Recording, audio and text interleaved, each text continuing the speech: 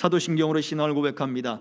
전능하사 천지를 만드신 하나님 아버지를 내가 믿사오며 그 외아들 우리 주 예수 그리스도를 믿사오니 이는 성령으로 잉태하사 동정녀 마리아에게 나으시고 본디오 빌라도에게 고난을 받으사 십자가에 못 박혀 죽으시고 장사한 지 사흘 만에 죽은 자 가운데서 다시 살아나시며 하늘에 오르사 전능하신 하나님 우편에 앉아 계시다가 저리로서 산자와 죽은 자를 심판하러 오시리라. 성령을 믿사오며 거룩한 공예와 성도가 서로 교통하는 것과 죄를 사하여 주시는 것과 몸이 다시 사는 것과 영원히 사는 것을 믿사옵나이다. 아멘.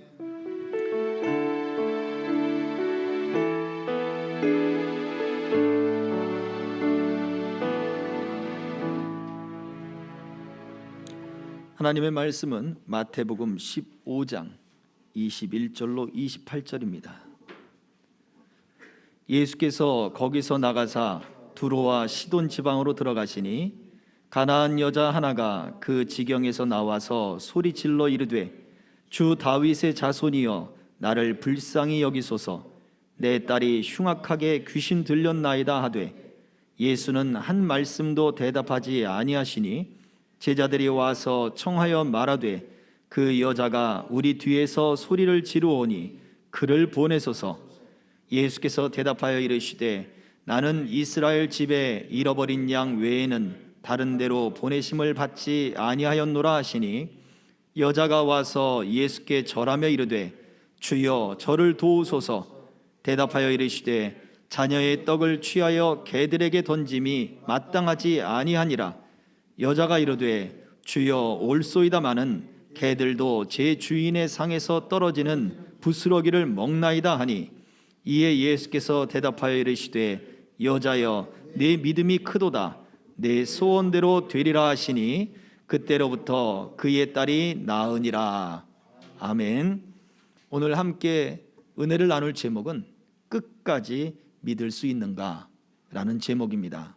저와 여러분들에게 이러한 믿음이 있어지기를 주의 이름으로 축복합니다. 아멘. 벳세다에서 오병이어의 기적을 일으키신 예수님께서는 배를 타고 건너편 게네사렛 지역으로 이동하셨습니다. 밤새 풍랑이는 바다, 그 바다에서 씨름하던 제자들에게 물 위를 걸어오셨던 사건이 바로 그때 있어났죠. 그리고는 게네사렛에 도착했는데 벳세다에서 오병이의 기적을 체험한 사람들이 예수님을 찾기 시작합니다. 그리고는 배가 없어진 것을 알고 제자들만 갔는데 우리 한번 예수님을 찾아보자. 때마침 배들이 오고 그 배를 타고 같이 사람들이 게네사렛 지역에 도착했습니다. 그리고서는 예수님을 만났습니다. 언제 여기에 오셨습니까? 분명히 제자들만 간 줄 봤는데 언제 여기 오셨습니까? 그리고부터는 이제 예수님과 생명의 떡에 대한 이야기, 그 논쟁을 이제 하게 되죠. 그 사건이 바로 오늘 본문의 그 배경이 되는 거예요. 그 논쟁을 벌이고 난 다음에 예수님께서는 게네사렛 지역에서 북서쪽으로 이동을 하시기 시작해요. 지중해 쪽으로 끝까지 나가신 다음에 그리고 북서쪽으로 이동해요. 그 논쟁하는 사람들, 배척하는 사람들, 왜냐하면 생명의 떡 논쟁 이후에 수많은 제자들이 다 예수님을 떠났다라고 성경은 기록했기 때문에 그래요. 예수님을 따르던 제자들도 떠났다 그랬어요. 그런데 제자들은 생명의 말씀이 여기 있고 생명의 주님이 있는데 우리가 어디를 떠나겠습니까? 남아있는 제자들이 그렇게 된 거죠. 그리고 그들과 함께 북서쪽으로 떠납니다. 거기가 바로 두로와 시돈 지역이 됐죠. 경험한 바에 의하면 이때가 세 번째 유월절 절기인데 유월절 절기의 지중해 정말 좋았습니다. 저는 여러분들과 함께 성지순례를 갈 수 있는 그날을 한번 소망해 봅니다. 네.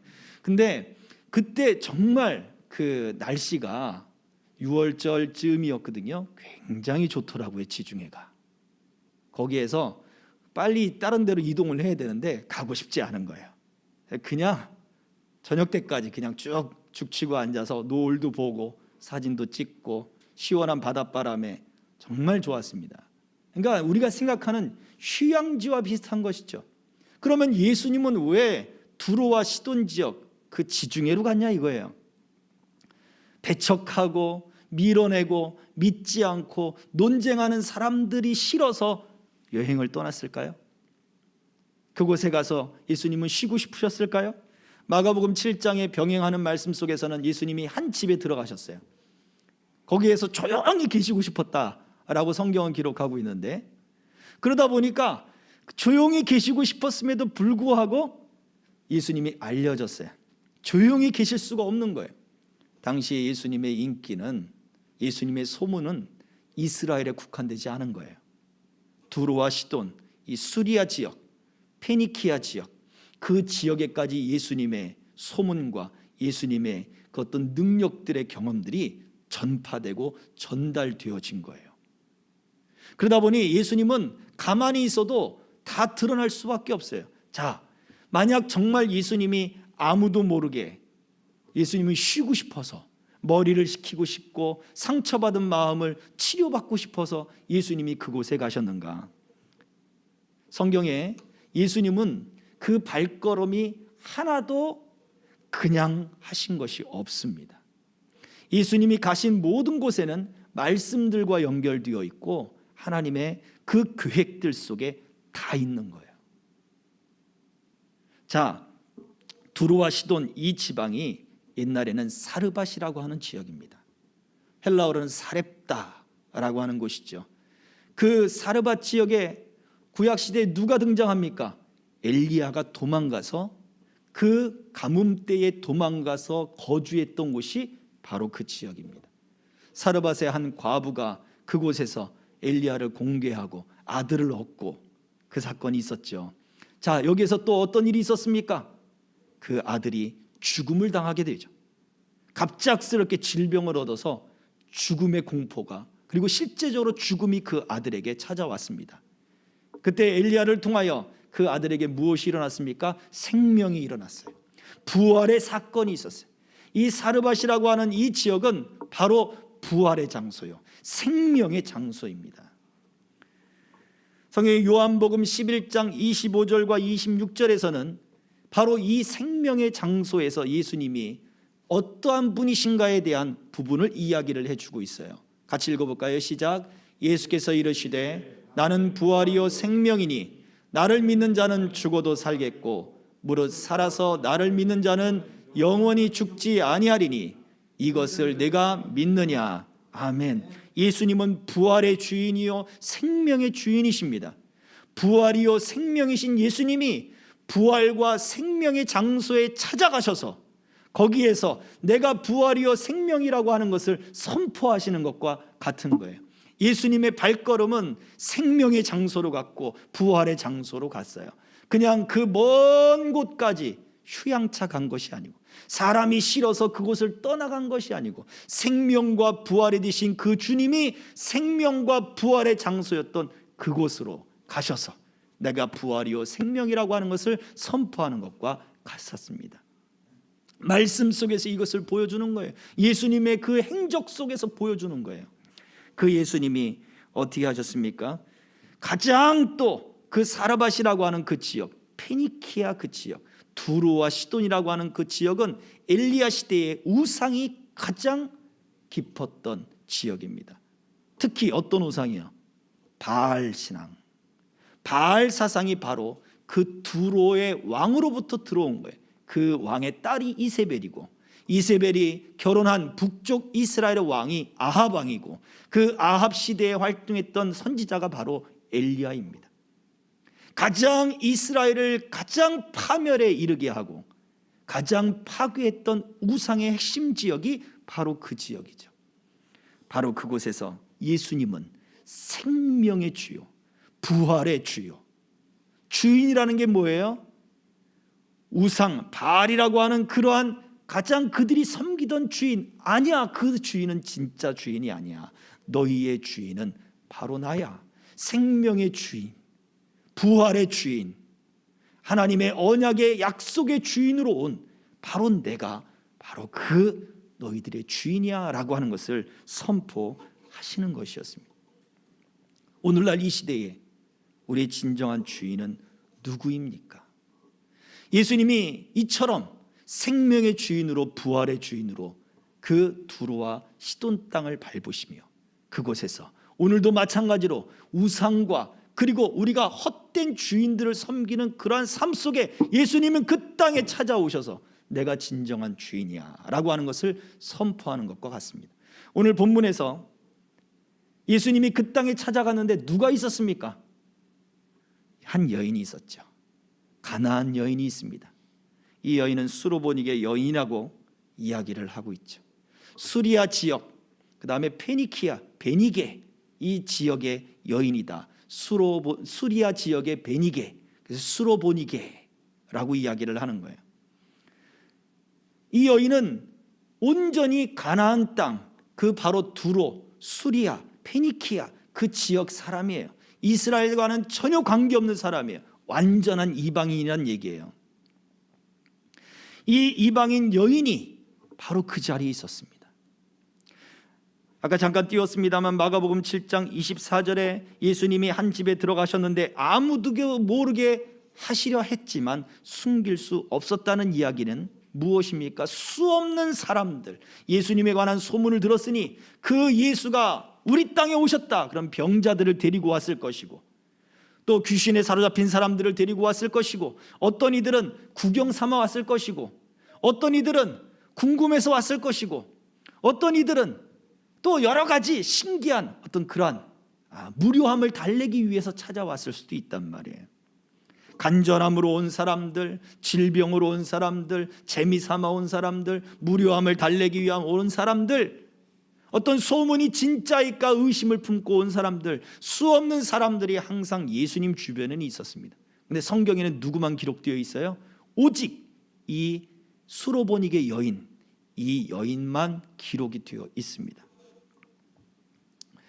예수님은 생명의 주고 부활의 주인이시지만 그 예수님이 누구를 위해 오셨는가 라고 할 때 이 수로보닉의 여인을 위해 이 땅에 오셨다라는 것입니다. 하나님의 약속의 장소, 말씀의 장소, 하나님이 행하셨던 그 일의 장소에 예수님이 오셨지만 그것은 그 예수님이 오셨는데 그 여인이 우연한 일치로 그 여인이 있었다라는 것이 아니라 생명의 주인이고 부활의 주인인 것을 선포하시면서 그때에 누구를, 바로 이 여인을 예수님은 찾아가신 것이다. 우리는 이 사실을 믿어야 됩니다. 왜냐하면 성경의 많은 곳에서 예수님은 찾아오시는 분으로 기록되어 있기 때문에 그래요. 먼저 요한복음 4장 3절과 4절의 말씀을 같이 읽어봅니다. 시작. 유대를 떠나사 다시 갈릴리로 가실새 사마리아를 통과하여야 하겠는지라. 아멘. 통과하여야 하겠는지라. 반드시 해야겠는지라. 반드시 필요한지라. 무엇이요? 사마리아를 통과하는 것이. 이 사마리아에 누구를 만났습니까? 사마리아에 수 없는 사람들을 만났지만 성경에는 사마리아의 수가성의 여인을 기록해 놓았습니다. 예수님이 가시고자 하는 그 길은 사마리아에 그 여인을 만나러 가시는 거예요. 당시의 유대인들은 사마리아를 통과하여 갈릴리로 가지 않습니다. 예루살렘이 있는 그 지역에서, 그 산에서 산길을 따라 쭉 올라가면 갈릴리가 나오는데 그 짧은 길 가운데 사마리아 지역이 있단 말이에요. 거기를 안 가요. 요단강 쪽으로 꺾습니다. 꺾어서 요단강을 따라서 베니게 지역으로 해서 베레아 지역으로 해서 빙 돌아서 갈릴리로 올라갑니다. 왜? 사마리아를 가지 않기 위해서예요. 사마리아 사람들을 상종하지도 않습니다. 근데 예수님은 유대를 떠나서 다시 갈릴리로 가시는데 굳이 그 사마리아를 가시겠다는 거예요. 반드시 해야 된다, 반드시 필요하다라고 하는 단어를 썼어요. 이유가 뭐냐? 바로 그 여인을 만나기 위해서예요. 우리가 잘 알듯 그 여인은 사람들의 왜곡된 시선에 의해서, 그 여인은 사람들에게 눈치를 받고 눈총을 받는 사람이에요. 근데 그 정도가 아니었어요. 얼마나 눈치를 받든지 이 여인이 그 심령에 매여버렸죠. 어떻게? 사람들이 없을 때 물을 기르러 가는 거예요. 남들이 다 하는 시간이 아니라 사람들과 마주치지 않는 그러한 마음의 상처를 가지고서 아무도 모를 때 물을 기르러 가요. 예수님은 딱 그 자리에 나타나셨어요. 그리고 그 여인을 기다렸죠. 제자들은 음식을 구하러 가, 때마침 제자들이 음식을 구하러 가. 예수님이 시간을 어쩜 그렇게 잘 맞춥니까? 생각해 보세요. 아무도 없는 우물가에, 그 황량한 벌판에, 아무도 없는 우물가에 장정들만 쭉 둘러서 있다고 생각해 보세요. 그 여인이 혼자 물을 기르러 갔어요. 얼마나 두려울까요? 그렇지 않겠습니까? 여러분들은 괜찮으신가 봐요. 네.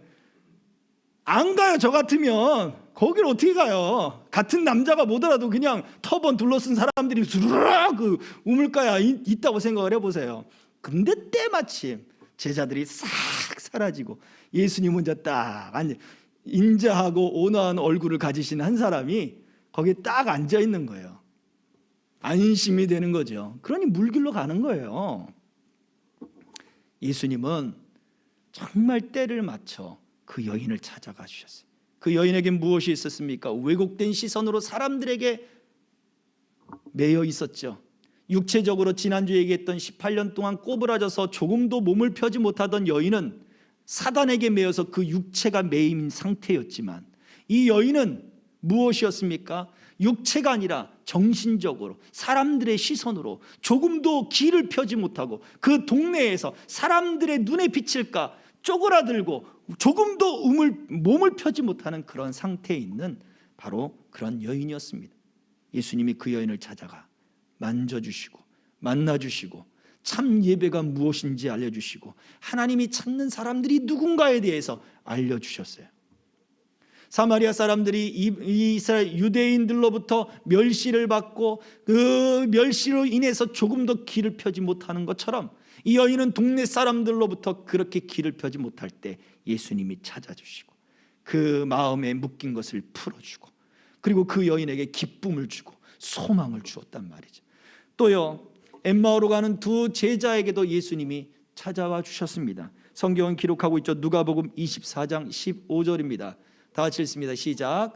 그들이 서로 이야기하며 문의할 때에 예수께서 가까이 이르러 그들과 동행하시나, 예수께서 가까이 이르러 그들과 동행하셨습니다. 예수님이 그들을 찾아와 주셨어요. 예루살렘부터 엠마오까지는 하루길이, 그 내려가는 그 길에 예수님이 찾아오셔서 계속해서 말씀해 주시는 거예요. 그들은 슬픈 빛을 뜨고 예수님을 쳐다봤다 그랬어요. 도대체 당신들이 하는 이야기가 무엇입니까? 하고 예수님 묻자 슬픈 얼굴을 띠고 예수님에게 이야기를 했단 말이에요. 당신이 예루살렘에서 이러한 일을 알지 못합니까? 우리가 예수라고 하는 사람을 하나님의 메시아로 알고 따랐는데 그가 십자가에 못 박혀 죽었습니다. 하나님의 일이 어디 있는지 모르겠습니다. 그들이 슬픔에 사로잡혔을 때 예수님이 모세와 율법으로부터 그리고 시편에 있는 모든 말씀 속에 있는 그 주님에 대한 말씀, 하나님의 말씀에 대한, 하나님의 계획에 대한 말씀들을 계속해서 풀어주는 거예요. 하루 종일 길을 가면서. 근데 보세요, 이 엠마오로 가는 두 제자를 언제 만났냐 이거죠. 부활하신 다음에 막달라 마리아를 만나고요, 그 다음에 곧바로 이들을 만난 거예요. 다른 12제자, 12사도라 불리는 그 제자들을 만나기 이전의 사건이란 말이에요. 부활하시고 나서 사람들이 막달라 마리아가 쫓아와서 예수님이 부활하셨다. 무슨 소리야? 그게 어떻게 가능해? 그런데 또 엠마오로 갔던 두 제자가 뛰쳐와서 우리가 예수님을 만났다. 이렇게 됐단 말이에요.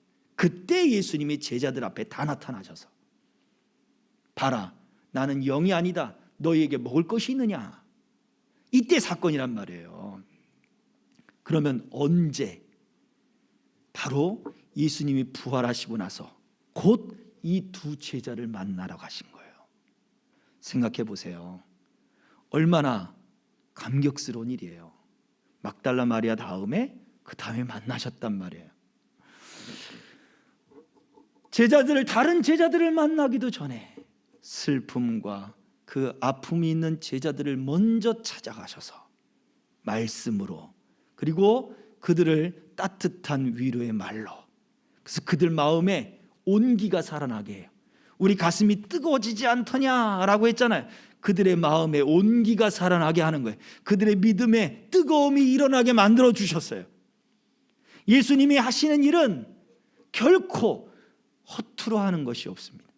예수님이 가시는 발걸음은 그냥 하시는 게 없었단 말이에요. 그렇다면 오늘 이야기했던 이 본문의 이 말씀도 마찬가지입니다.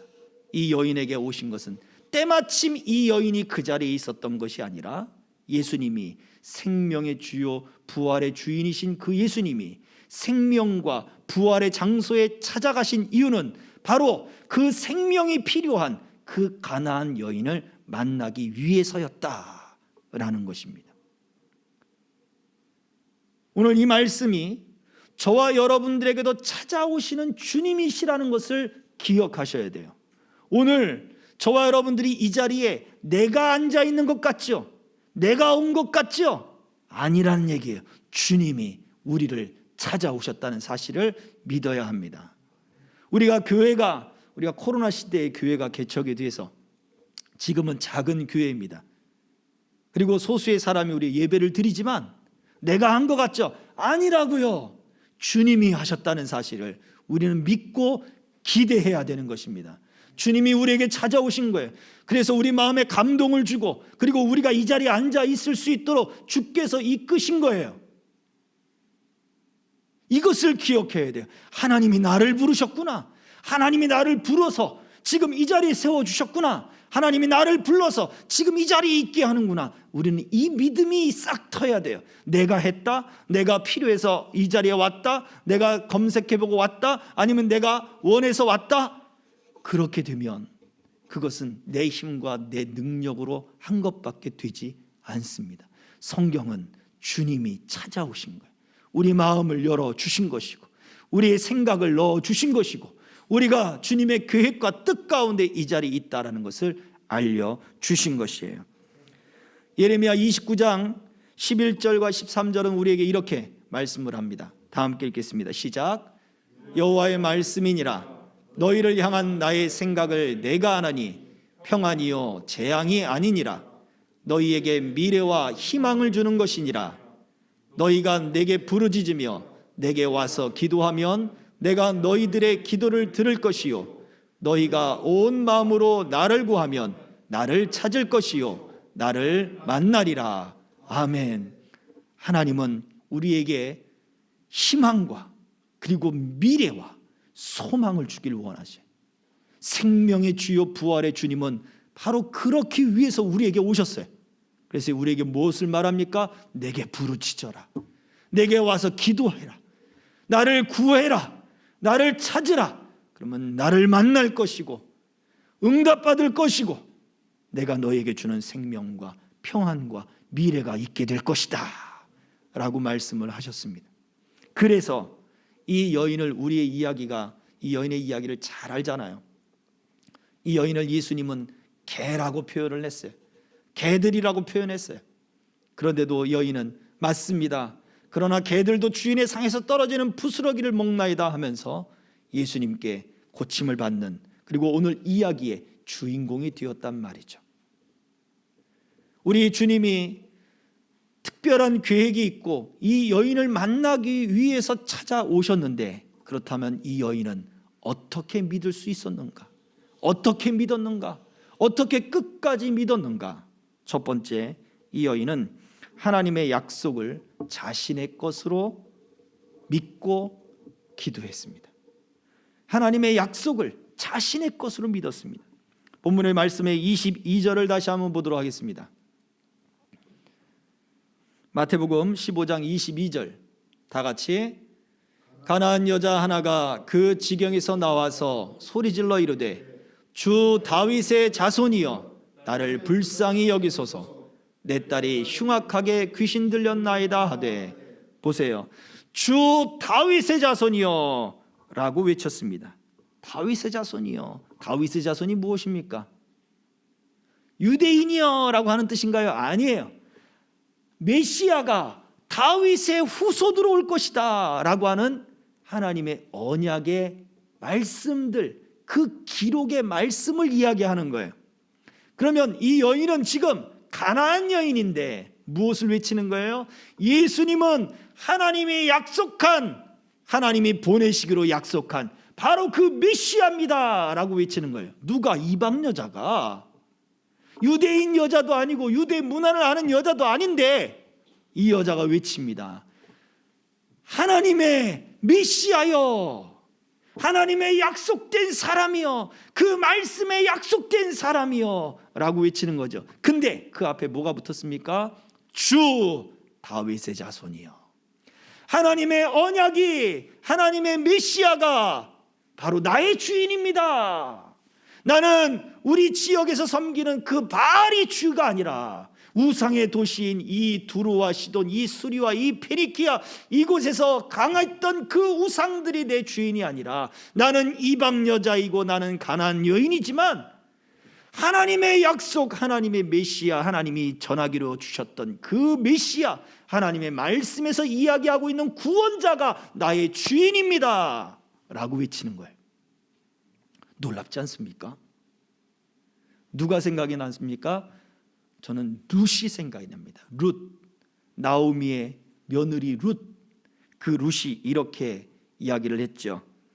룻기서 1장 16절입니다.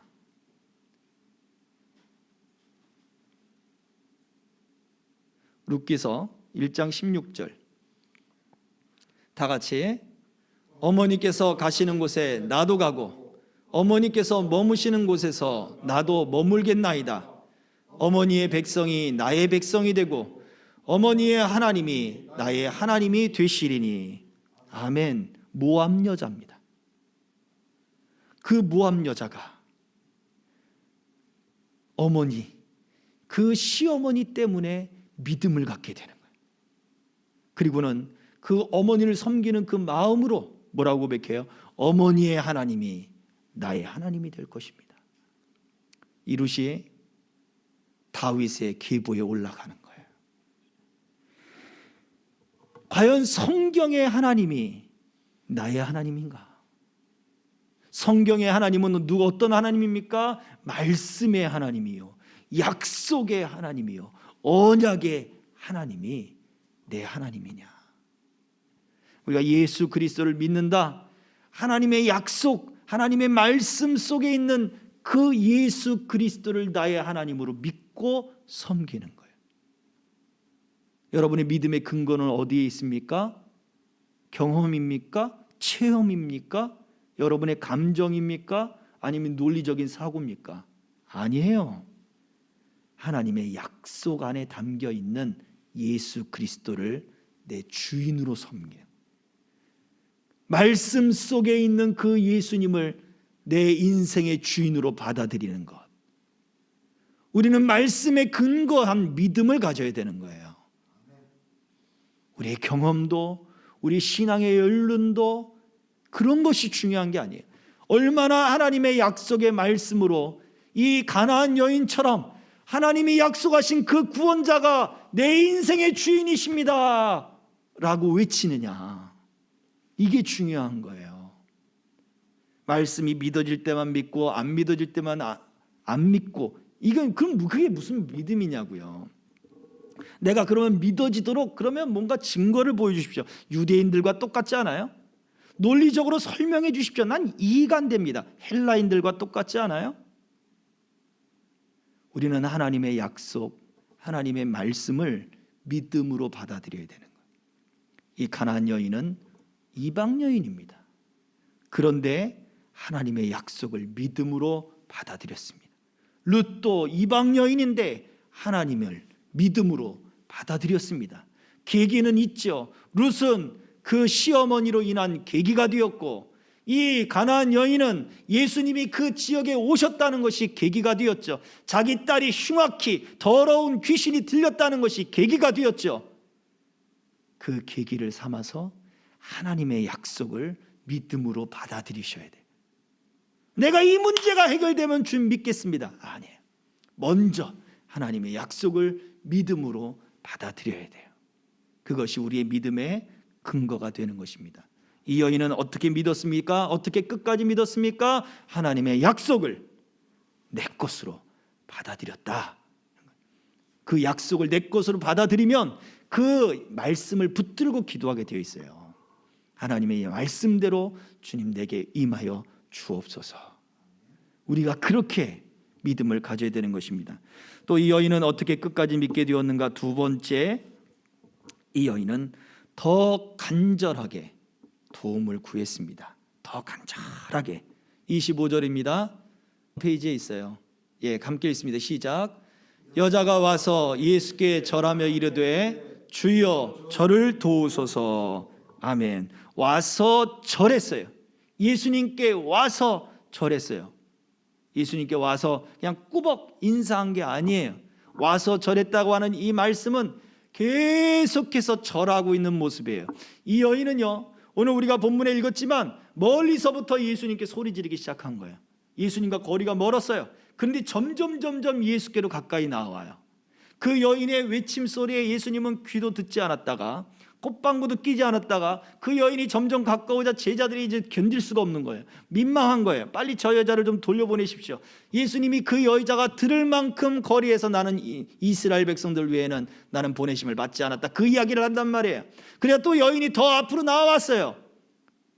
예수님께 완전히 점점 더 앞으로 나오더라는 거예요.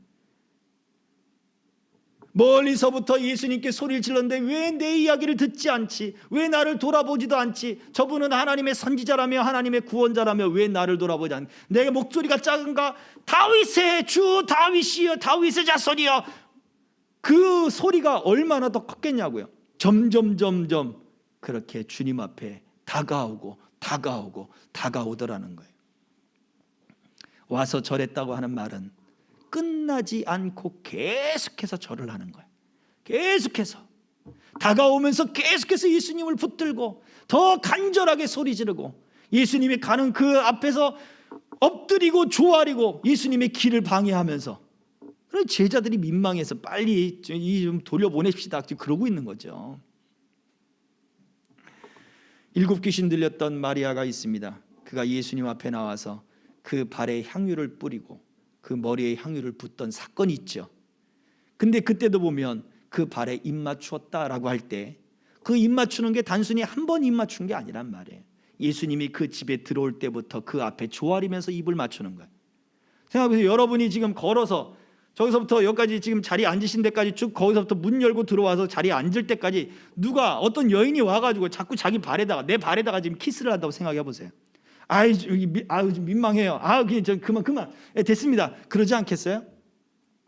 계속해서 그렇게 입을 맞추며 눈물을 떨구며 잘 오셨다고, 너무 감사하다고, 너무 기쁘다고, 너무 감사하다고, 그 감사하다는 말을 멈추지 않고 계속해서 입 맞추면서 자리에 앉을 때까지 그렇게 한 거예요. 여인이 예수님께 간절하게 나를 도우소서라고 외치는 것 또한 바로 그런 모습이었단 말이에요. 계속해서 예수님을 붙들고 예수님 앞에, 예수님이 가는 그 길에 계속 머리를 쪼아리고 무릎을 꿇고 그러면서 계속해서 언제까지? 예수님이 자기의 이야기를 들어줄 때까지 와서 절하는 거예요. 그렇게 조아리는 거예요. 간절함이라고 하는 것은 바로 그렇습니다. 성경에 분명히 천국이 어떠한 자들의 것이라고 주님 말씀하셨습니까? 침노하는 자들의 것이다 라고 말씀했어요. 간절함이 있는 자들의 것이다 라고 말씀했어요. 오늘 이 여인을 예수님은 찾아가셨다 그랬어요. 외면하는 것처럼 침묵의 모습을 보이지만 예수님의 의도가 아니었죠. 예수님의 마음은 달랐단 말이에요. 분명히 예수님은 이 여인을 위해 그 지역에 가신 거예요. 간절함이 있는 여인, 자기 딸의 흉악하게 그리고 더러운 귀신이 그 딸을 붙들고 있는 것을, 이 문제를 해결하겠다라고 하는 간절함이 있는 그 여인에게 예수님은 찾아가신 거예요.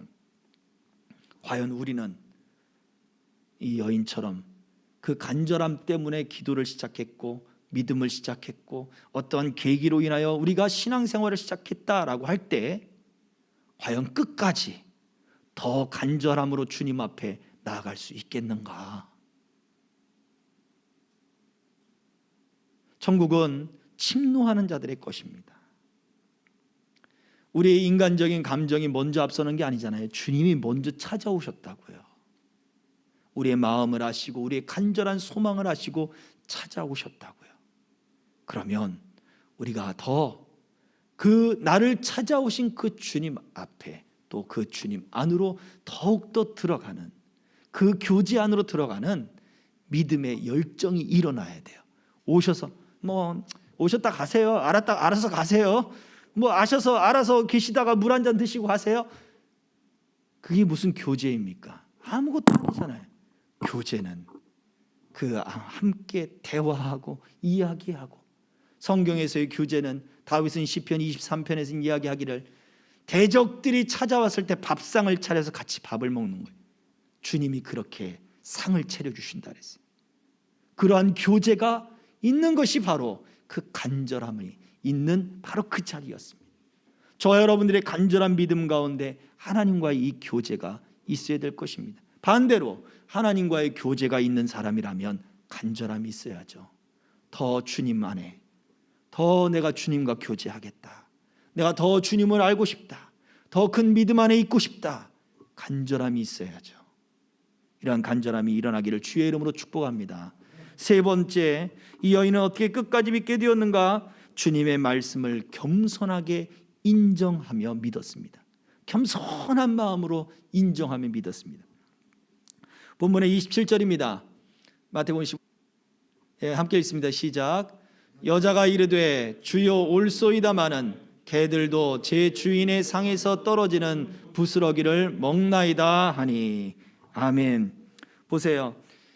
예수님은 이미 이 여인에게 자녀의 떡을 개들에게 주는 것이 합당치 않다, 자녀에게 먼저 먹이고 그 다음에 개들에게 주는 것이다, 우선순위를 이야기하고 있는 거예요. 여기에서 예수님 말한 이 개들은 거리에 떠도는 들개들이 아닙니다. 아주 흉폭하고 난폭한 그런 들개들이 아니에요. 주인도 없고 그냥 그렇게 방치되어 있는 버려진 개들이 아니란 말이에요.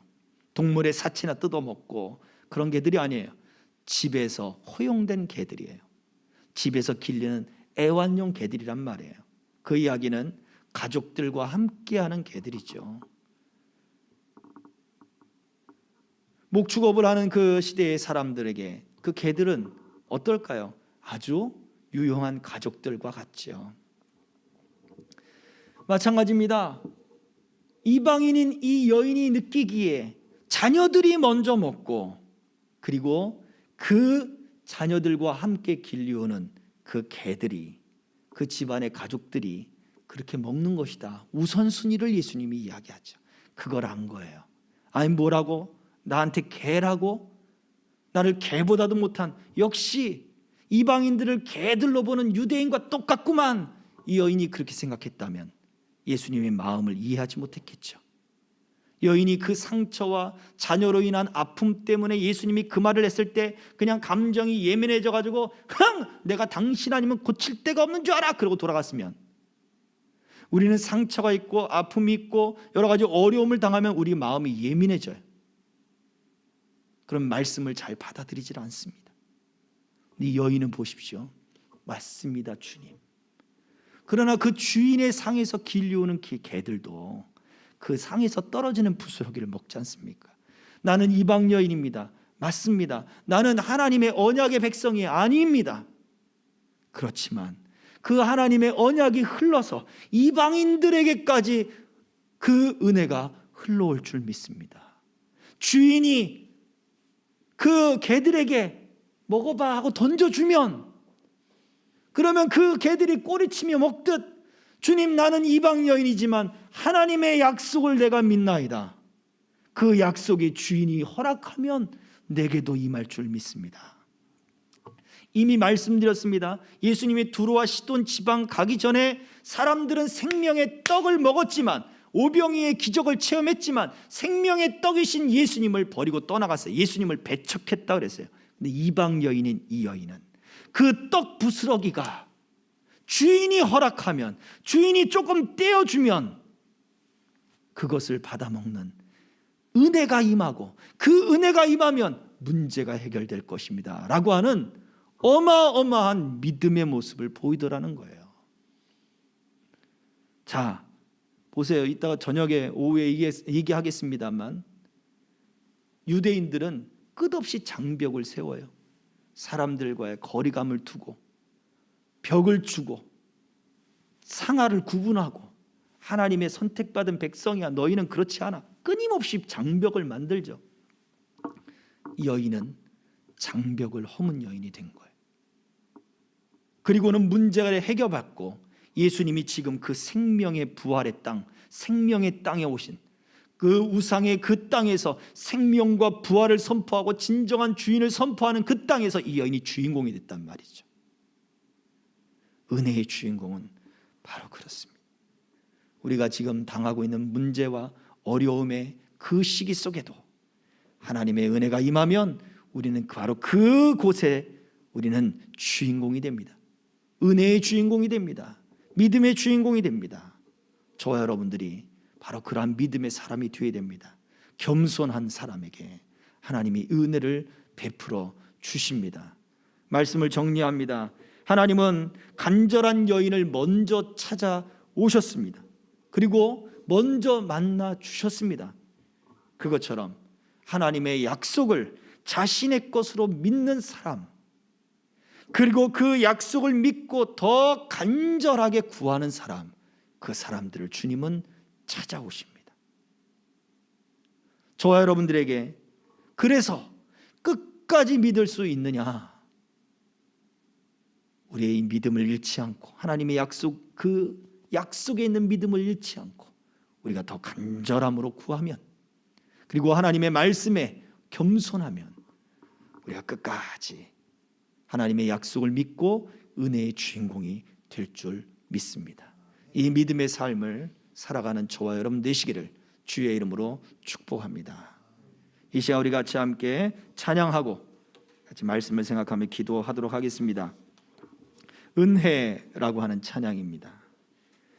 이 찬양의 가사 중에 당연한 것 하나도 없는 것, 그것이 바로 은혜입니다. 우연이 없습니다. 하나님에게는 필연이요 반드시 이루고자 하는 계획이 있었던 것이고, 그 계획을 통해 지금 나를 찾아오신 것이고, 지금 내가 더 간절하기를 원하시는 것이고, 지금 내가 겸손하기를 원하시는 하나님의 은혜인 것을 기억해야 합니다. 우리 같이 찬양합시다.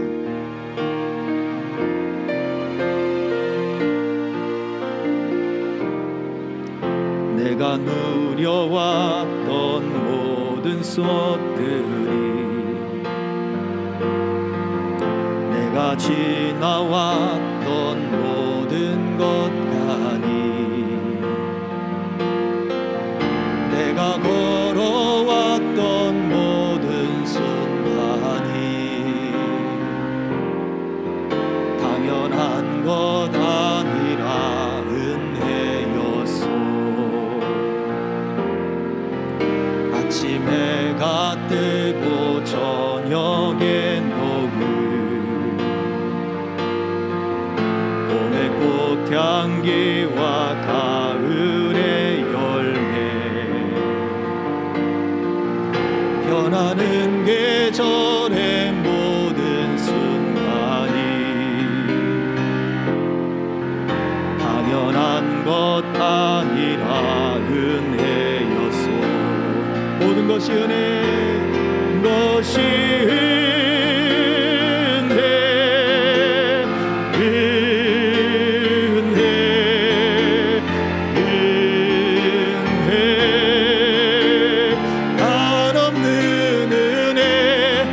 삶에 당연한 것 하나도 없었던 것을, 모든 것이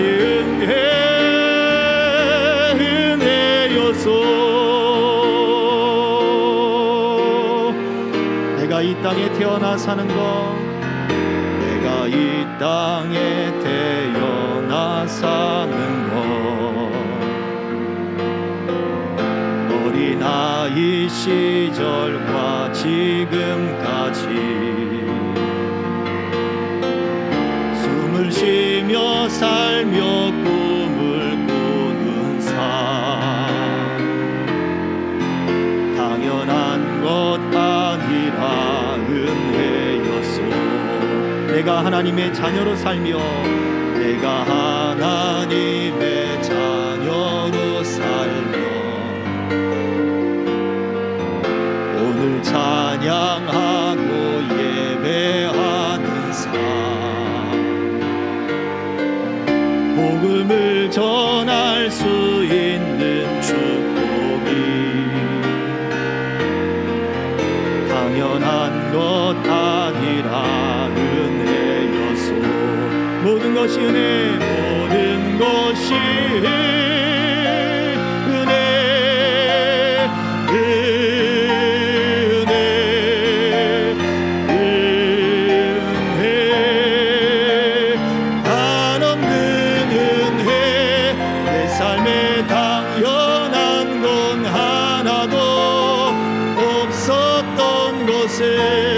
모든 것이 은혜여서 모든 것이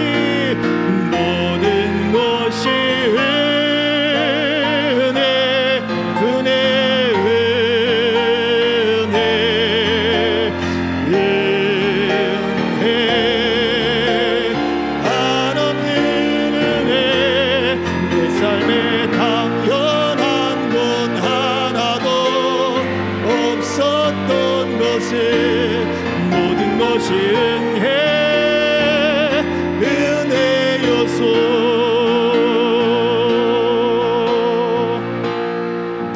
이 시간에 기도합시다. 하나님이 나를 찾아와 주신 것입니다. 내 마음에 찾아와 주신 것이고 내 생각에 찾아와 주신 것입니다. 너무나 당연하게 생각했습니다. 주님, 이제는 그 약속의 하나님이 나를 찾아와 주신 이 사실이 내 안에 감동이 되게 하시고 날마다 감격되게 하셔서 더 간절하게 하시고 더 깊어지게 하시고 더 겸손하게 하여 주시옵소서. 우리 같이 기도하겠습니다. 할렐루야. 살아계신 아버지 하나님, 은혜와 사랑을 감사합니다. 주님, 아버지 하나님, 주의 말씀의 약속들이 하나님 나의 말씀이 되고 하나님 나의 믿음이 되고 나의 은혜가 되고 하나님이여 그 말씀을 따라 약속을 따라 아버지 신실하게 설 수 있는 은혜와 은총들이 하나님 아버지 가득하도록 하나님이 역사하시고 은혜 베풀어 주시기를 소망합니다. 할렐루야. 주님, 긍휼을 입혀 주시고 아버지 하나님 은혜를 놓아여 주시고 하나님이 함께하여 주시옵소서. 할렐루야. 미디어니 여러분 가라디디어니 여러분 아버지 하나님, 하나님의 은혜가 주여 주여 우리에게 아버지 있는 것인데 우리를 찾아와 주시고 만나와 주시는 것인데 하나님 더 약속의 말씀을 믿고 아버지 더 하나님 앞에 간절하게 하소서. 주여 우리 마음이 주여 우리 심령이 뜨거워지게 하시고 깊어지게 하시고 주여 소망 있게 하시고 넘치게 하시고 아버지 하나님의 은혜 속에 하나님 이끄시고 역사해 주시기를 하나님 간절히 빌고합니다. 주여 주여 주여 주여 아버지 아버지 하나님이여 온전히 붙잡아 주시고 주여 붙들어 주시고 하나님이 역사에 주시옵소서. 주여 은총 속에 하나님이 함께 하시고 붙들어 주시기를 간절히 빌고 원합니다. 하나님 우리가 더 겸손해지게 하소서.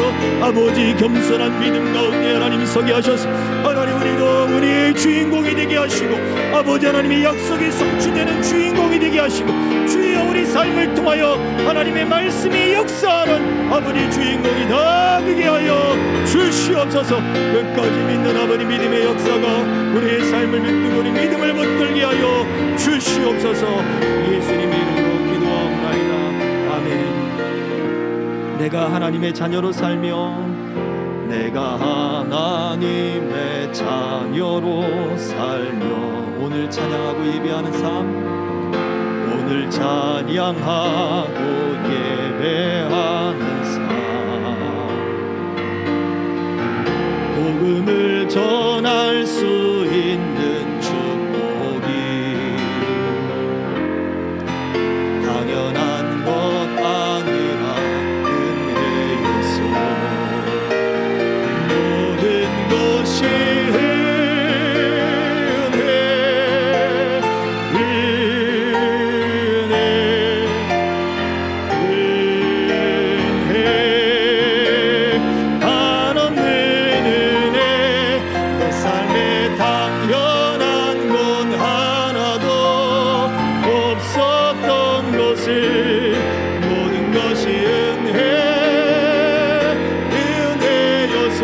마지막 모든 것이